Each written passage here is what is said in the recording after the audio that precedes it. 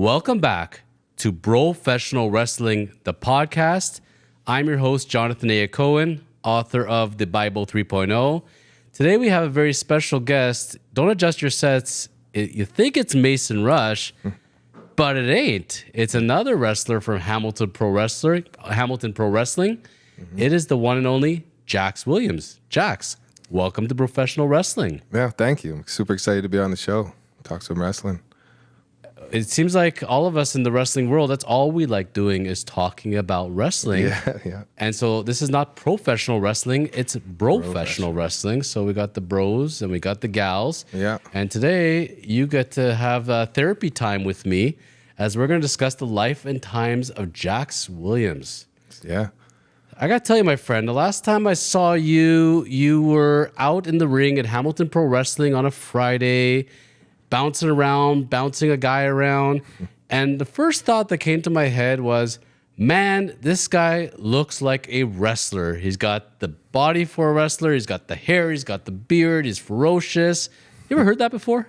Yeah. It's kind of been like the thing I've been told a lot since I started. And I always wanted to have that classic look about it because I know you see a lot of different styles of, wrestlers look all kinds of ways, but it was always like what caught me as a kid. So I wanted to present that now as that I'm doing it. Yeah. Gotta ask you, like when you were born, come out of the womb, did you already come in with the man bun? Like was the beard already there, or did that develop over time? I've worked really hard on this beard here. Like for a while, I thought I was cursed and couldn't have one. So, and the long hair, I was actually like clean shaven for most of my life, honestly, up until maybe, I want to say like 5 years ago. Yeah, just before I started growing the hair out just in case I got serious about trying to wrestle. So I would be ready to go. So we'll go chicken and egg here. So I got to ask you first and foremost, what was the decision to go with the beard? If you were clean shaven most of your life, because I can tell you I was also clean shaven for a lot of my life. Mm-hmm. I had my reasoning for going with my beard. I want to hear yours today. I'm not sure. I just feel like it's just naturally evolved. Like you look a certain way your whole life, and then I just got bored of it and felt like I kind of looked generic. I don't know. Just figure I'll try it out. It was a lot of like growing it out and then shaving it off because it didn't look good, and then trying again. It's just like a natural thing. Just as I got older, just wanted to look a little different. And the long hair? The long hair was honestly like I started getting the thoughts of being a pro wrestler. I was like, I can't be a wrestler if I don't have long hair. I'm not saying that's how everyone should be, but that's kind of my thoughts on that. Yeah. So now, okay, we're going through grade school, high school years. Where was the stage that you got bit by the wrestling bug? When did that come? When I was around 8 or 9 years old. I remember I was on a trip with my cousin and my grandmother, and my cousin liked wrestling, and he got to go to Walmart and pick out like whatever toys he wanted. And he picked out, I remember it was John Cena, Rey Mysterio, and The Undertaker. So right then I was like, I need to know more about that. So I started watching it. I followed it pretty much my whole life. Kind of fell off a bit in high school because it wasn't the cool thing to watch really, but I'd be in the closet about it, watching it like on the side, not talking about it. So pretty much since I was 8 or 9 years old, really. Yeah, I would say that's about the age I was as well. Yeah. It's interesting how that kind of comes to be. It's around grade 1, grade 2, grade 3 kind of thing. Yep. So it's one thing to watch it, even watching it, secretly in high school and it's not cool anymore. What point did you say to yourself, I think I could be a wrestler? Yeah, I mean, it was kind of like a slow burn of like I had the thoughts, and I played basketball my whole life growing up through high school, through college. And then when that wrapped up, I kind of missed having like an athletic pursuit, like something to push myself towards. And I found like because I kind of missed that, it made me feel nostalgic. So I started to really get into wrestling again. And I started thinking like, I'm pretty athletic. Maybe I could try it out. But it's funny, I tell Rip, like my coach, this all the time. I made the decision 100%. I went on YouTube one day, and there was a video, all caps, greatest match ever. And I clicked it, and it was like a 60-minute match from Japan between Kenny Omega and Okada from, I think, 2017. Yeah.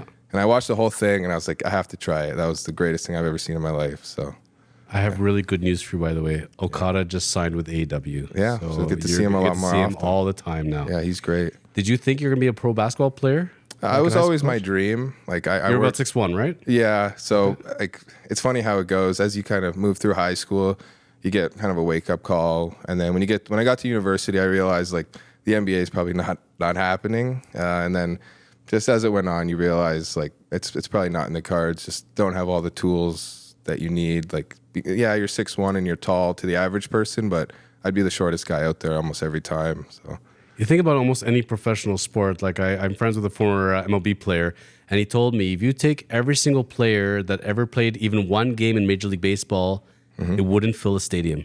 yeah, That's how few people. It's an elite group. And so every sport is kind of like that. So unless it's funny, like you could be the elite in your particular town or even your particular city, province, state, whatever it is, and you come to another place and then you're just a number of many. You know, it's a numbers game at the end of the day. Yeah, and it's like you can't change your genetics. You can work as hard as you want to work, and you can try, but sometimes you need that gift from your parents. You know. So you're watching the Okada Omega match. You're all pumped up now. I'm going to be a wrestler. Now what? Like, do you go into the yellow pages and start flipping around wrestling schools? How do I be a wrestler? Like, what was your mindset at that point? I mean, definitely not the yellow pages, but right away I was on Google, wrestling schools. It's hard because like you don't really know what you're looking for. I was just looking for something close. I mean, the one that popped up right away was the Lance Storm school that used to run in Calgary, but that wasn't really an option. So I remember You're originally from Hamilton, right? Hamilton, yeah. Yeah. I found Hamilton Pro Wrestling on Google, and I remember thinking like, this is probably not real, just because there was no reviews, there was no contact info. So I just shot him a message, and lo and behold, yeah, it was a real thing for sure. I remember the first time I drove out to the wrestling school over in Hamilton, and it's one of those things. There's no signs. Is it really a place? The Google Maps kind of knows it, doesn't know it. Yeah. You see it. You start entering in, and you walk into the room, and the room is the ring. Yeah, that's it. No heat, no air conditioning, and I'm like, this is like a dungeon straight out of Rocky. I love it. Yeah, I loved it too. Yeah. It felt so legit. It's always funny when you talk to people who train there as well, and you get everybody has the exact same first impression. Like without fail, it's all the same. Yeah. Well, it's I had aspirations of becoming a professional boxer, like to box at least once, and I went and trained for a couple of years. And the first time I saw that gym, I said, "This place stinks. I don't think I'd let my dog shower in here. Perfect, I'm done." Yeah. Except the problem is I'm not 6'1" and I'm not Jax Williams, so I can only go so far with it. And I realized I'd rather talk about it than I would to actually wrestle. You're watching matches with Okada and Omega. To get myself pumped up, I watch Ric Flair rants. That's what gets me going. Yeah. So we all kind of find our places in life. Yeah. So I saw on the internet, they claimed that if you could have your dream matchup, it'd be with Shawn Michaels. True or false? That'd be true. Yeah, that'd be one of them for sure. Yeah, one of them. Is it simply because if they made a new version of the Rockers, you could be the modern day Shawn Michaels? Because you guys could almost be like a mirror looking at each other? That would be cool. It'd be fun to. I don't know if I could handle the lifestyle that those guys had, but definitely tagging with them would be cool. Yeah. It's absolutely. Well, first of all, in this day and age, that lifestyle I don't think really exists anymore. Yeah, true. Imagine with Shawn Michaels and all of them back in the day, and any professional athlete, imagine getting to do this in the age of no social media, nobody has a cell phone, nobody's taking pictures. Yeah. So on the one hand, you can go about and do as you're going to do after hours. But part of the other hand is there's not a lot of material on all these people. Like today, imagine any wrestler, like you wrestle in Hamilton Pro Wrestling at an event, the stuff is up on YouTube in about 2 seconds, right? Yeah. And somebody else, unless you can pull up old game footage on a VHS tape, or a laser disc, there isn't that much out there. So there's a lot more advantages these days. Like there would be no podcasting. Like we wouldn't be having this interview if this was 30 years ago. So it's really evolved that way. Yeah, I always think about how hard it must have been, because nowadays I can just hop on social media and send messages of places that I would like to try and work for. And back then you'd have to mail out tapes and just hope it gets to the right place and hope you hear back. So it's definitely a big time difference. So you meet Rip Impact. First impressions of Rip as far as talking to him, as far as training with him? First impression was way nicer than I was expecting a pro wrestling coach to be. Super comforting environment. And that's just like, the environment there sort of feels like an extension of him. Like it's very supportive there. And I started off doing a couple privates with him just to kind of get the ball rolling. And it's great teacher. He's super patient, explains things clearly. Overall, I thought it was great. I had the same impression of him. It's funny because when I got into boxing and I'm talking to people there, they don't give you the time of day. You know, they kind of bump into you. If you take a group class and you miss something, they make you do a wall squat, and then they go and punch you in the gut like 50 times. And it's like birthday beats every single day. Yeah. And you have to kind of earn your stripes. And that's kind of what I thought wrestling was going to be like. And I'm sure it is in different avenues, but Rip is a really good guy. You know, every time I'm at an event, he always goes out his way to say hello and check on everything, you know. And I think that's a credit to what Hamilton Pro Wrestling has built. And being a local guy over in Hamilton, I'm sure it gives you, you know, even a deeper connection to the federation. Absolutely, for sure. Yeah, Rip's awesome. So as far as in your career so far, so walk us through your first match. Yep. So when did that happen? How did that come about? And talk about the nerves of training and learning to become a wrestler and then actually going and fighting for the first time. Yeah, my first match was February 2020, so about 4 years ago. It was a tag team match, me and Robbie Cosmos, my old tag partner, and we wrestled the Careless Dynasty, Marcus Gold, Christopher Clarence. It was a nerve-wracking day, for sure. The shows weren't quite as big as they are now. It was at a different venue. Still a lot of people there, probably packed the venue over the fire code. Wrestling's different than team sports because when you're with a team, you can be nervous, but you know you have guys that have your back. But with wrestling, it's you're looking at that curtain and it's just you about to go through it, and like the fans, like there's really no room to mess up out there. Like some people are there to catch the mistakes. Like that's part of the fun for them. So it's a lot of pressure and it's nerve-wracking for sure. And what was it like waking up the first morning after your first match? How did you feel? I don't think I actually went to bed that night. I vividly recall staying up till at least 5 a.m. just being so wired on the adrenaline because I never felt like a rush like that in my life. So you were pretty hooked after that first time. You knew that this is where you're headed. Oh, yeah. There was no stopping after that. Yeah. I love it. I love it because not everybody gets that same experience. And, you know, speaking to others in the industry, a lot of the theme I've heard is they were replaying the match in their mind. I wish I had done this differently, that differently. Oh, man, am I good? Am I not good? Like, I remember going to a couple of events and guys coming to me afterwards when they're in street clothes and saying, how did I do? How did I do? Did I look good out there? Yeah. Did you get some pictures of me? You know, like it's funny how that voice in our head can play through. And I think you've taken a really good approach there, just shutting out that voice and just believing in yourself. Yeah, I think just goes back to the years I spent trying to be a competitive athlete. Like you learn those lessons along the way that like if you're too critical, it's good to take mistakes and learn from them and try to get better, but you have to enjoy what you did in the moment or else it just won't be fun for you out there. Did you get to watch the last Super Bowl, by the way? Admittedly not a big football fan. I'm just there for the trailers, honestly. One thing I was going to mention, whether you're a fan or not of football, is one of the best players on the field there on the Super Bowl was Christian McCaffrey, running back for the 49ers. And I heard his story, and he's a second-generation football player. And he was saying, like, he's one of the best in football, if not the best.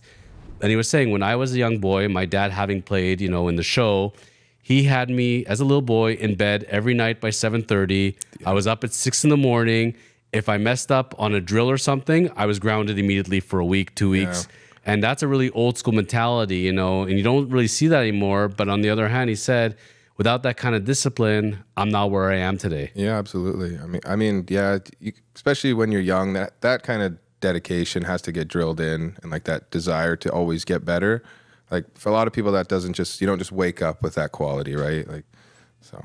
I got to ask you, having been in the game as you've been, you must have seen enough people come and go as far as, you know, people showing up in the training school and saying, oh man, I really want to be a wrestler. They get all excited, you know, they're all amped up and they come 1 week, 2 weeks, 3 weeks. What at the end, what leads people to having the staying power as far as getting over the excitement of being a pro wrestler and then actually understanding the grind and the work? I mean, talking about the amount of practices and sessions, time in the gym, nutrition, like being a wrestler is not all about watching WWE and just going and body slamming people. It's a full-time commitment, right? Yeah, I mean, it is 100%. Like, and we all see there's guys that train and who are actively wrestling, and they might even be able to have an excuse to not train, and they still show up because whatever reason they have, they want to do it, and they love. I think you have to kind of embrace the whole thing and not just the 10 minutes that we get where the reward part. It's like, I like being on the road. I like traveling. I like seeing things. I enjoy being in the gym. Like all that stuff is part of the fun for me. So it's not like suffering until the reward is. I enjoy the whole process of it all. So. And that's how you stayed to this point and now looking ahead. And I got to ask you, when you think about we're now in 2024 and looking forward, what goals have you set for yourself in wrestling, and what would you like to see happen for you in the next year and in the near future? Yeah, I try to keep my goals in wrestling like very short-term goals, things that I can like quickly achieve or things that are really within my sights. I just find that to be more motivating. I definitely want to wrestle outside of Ontario. Like I've wrestled in the US and I hope to do that more, but I haven't been able to see other provinces yet. I'd love to be able to do that. That's a goal of mine for sure. And as well as just continue to work my way up cards on shows. Like a lot of the places that I initially wanted to get on and that I had goals, I've been able to get on them. But now it's going from those entry level spots and climbing the card. That's my goals for this year. What do you see as the difference in wrestling fans and the atmosphere in Ontario versus somewhere in the States, for example? The fans in Ontario are great. I haven't done a ton of shows in the U.S. I know Michigan has a pretty strong wrestling following over there. Mm-hmm. Always good crowds whenever I've been there. But the fans in Ontario, there's a core group of them they're almost like wrestlers because they travel all over the province. Some of them even travel outside of the province and they follow the shows religiously. Like there's some serious fans here, like for sure.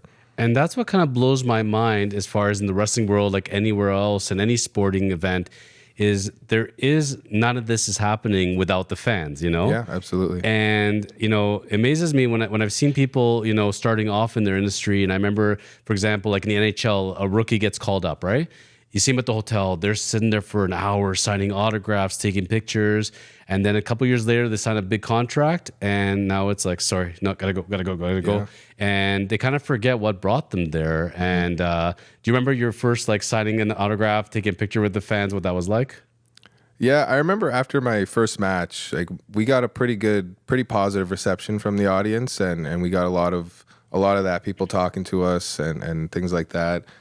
It's always a little surreal when someone wants your autograph, right? Like it's cool. It's not something I ever really take for granted. Yeah. When I had my book launch and I was signing copies over there, it was my inner circle, and it feels really cool as far as being able to do it. And I always tell my son, I said, one day we're going to be on the subway or we're going to be at a restaurant somewhere and someone's going to come up to me that I don't know from a third party and says, hey, you're so-and-so. Can I take a picture with you? Can I sign an autograph? And my feeling is when that actually happens, the world's come to an end. Like I can't accept it. It's just because I remember being a little kid and asking people for autographs, and living in that world. So going the other way, I'm sure, if we keep that child's mentality, we'll always be there for the fans at the end of it. For sure. So as a fan of the sport, I know. Do you call it wrestling or do you call it sports entertainment? I mean, I see both sides of it. Like if I usually just refer to it as wrestling, but that could just be me being in it. But I'm not offended at all by that sports entertainment. That is really what it is, right? Yeah, it's professional acting, play fighting, as Mason Rush has called it. It's almost like a one take action scene in a movie, right? So it's kind of blends both of it together. So sitting here today, I know you follow WWE. If you had a chance. Current wrestlers on their roster, either tagging up with them or as opponents. Do you have a couple that stick out in your mind? First one, I'd want to face Roman Reigns, just because. I'd want that. I'd want to see if I could hang in that big spot with him. Another guy I really enjoy, and I'm sure this is a common answer, is Gunther. Super physical. I think that would be. Like you definitely finish that match feeling like you earned your money that night, I think. I also a big fan of Gable, just super athlete, Olympian, right? It'd be fun to test yourself against someone like that. As far as tag teams go, that's tough. It definitely have to be someone with the long hair so we get that kind of rockers team going. Absolutely. Trying to think. I can't really think of. Yeah, I think I'd tag with like Drew McIntyre and be like his sidekick. Like little version of Drew McIntyre. You would have to definitely pick up a Scottish accent. Yeah. Maybe grow the chest hair, but you could maybe back hair even. But you would definitely be in his genre. I can see that.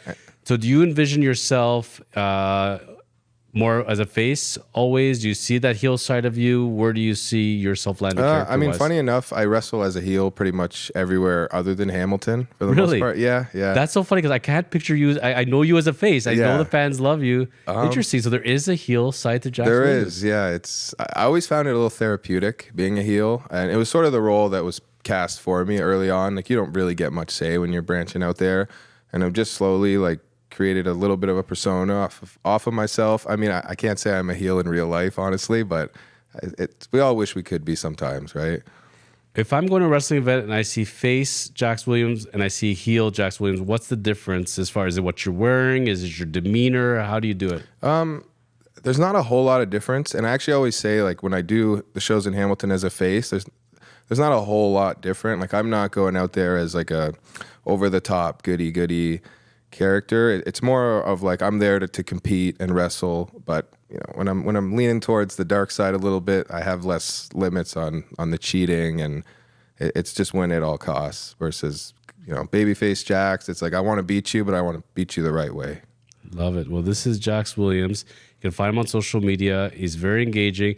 I got to tell you, one of the nicest guys I've met in wrestling. And when I meet you in 10 years from now and you got a WWE belt, I hope you're as engaging to me instead of brushing me off. But maybe you'll remember me, maybe you won't. Oh, for sure. I got to say, is the Careless Dynasty, do you guys still have beef between you, or are you all good with them? It's been enough time. I think we beat them enough times that as a tag team and on my own that they can stay where they are, and I'm good kind of over here. Yeah. And now Mason Rush has taken up the fold, and now he's beaten on them as well. Yeah. So eventually they're going to get the message that it ain't going to happen for them. No. I mean, they're smart though. They pick good people to go after, and it just hasn't worked out for them yet. So, but they'll keep trying. But they do have those tag belts. So I'll give them fair enough. For a little while at least. Money talks, I guess. Right. That's right. Yeah. And send in your questions, folks, for Jax Williams. Hit the subscribe button, notification, so I will pass along the questions. And people want to know what is what in wrestling.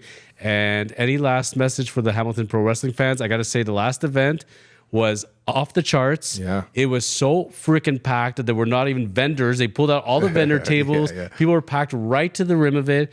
What is going on? Like I've been going there for over a year now. It seems like in the last few months, it's really picking up steam. What's going on in Hamilton? It's crazy because Hamilton itself has so much wrestling going on. There's just something about those shows. They don't stop growing. I think it's partly like the locker room is great. Everyone's there because they want to be there and because they love putting on a show for those fans. I think that's one of the biggest things is just the overall enthusiasm in the locker room matches the enthusiasm that you see out there from the fans, for sure. Love it. Well, if you're watching this in Ontario, States, Europe, wherever you're at, that's Jax Williams. Shout out to Hamilton Pro Wrestling. Shout out to Rip Impact. You guys are doing great work over there. We're excited about your future, buddy. Thank you so much for attending. We'll have you back on another week, and we're going to bring more people on the discussion, and we're going to be going in different directions. So stay tuned. This is Professional Wrestling, the podcast.